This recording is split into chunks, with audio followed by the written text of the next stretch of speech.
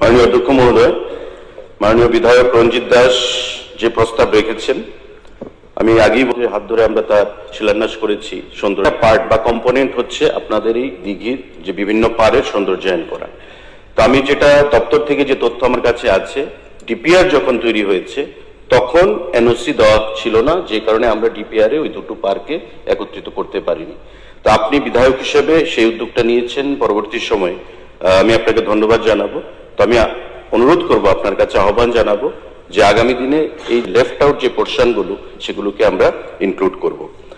মাননীয় বিধায়ক রঞ্জিত দেববর্মা যেটা বলেছেন, অমরপুরে অংশ করেছেন, আমরা একসঙ্গে না করতে পারলেও আপনার কৈলাসহর বিগত 25 বছর বাম শাসনে একটা স্থান ছিল না যেখানে গিয়ে হয়েছে, কিন্তু ঊনকোটিতে গিয়ে বা কৈলাসহরে গিয়ে একটা থাকা খাওয়ার জায়গা ছিল না।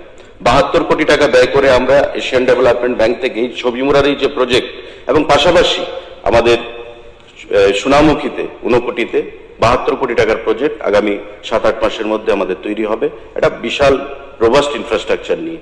তো ধীরে ধীরে আমরা প্রতি জেলাকে সেখানে একত্রিত করছি, এবং আপনার যে প্রস্তাব সেটাও আমরা আগামী দিনে বিবেচনা করব, যদি কোনো প্রজেক্টের আওতায় সেটাকে ইনক্লুড করা যায়। ধন্যবাদ।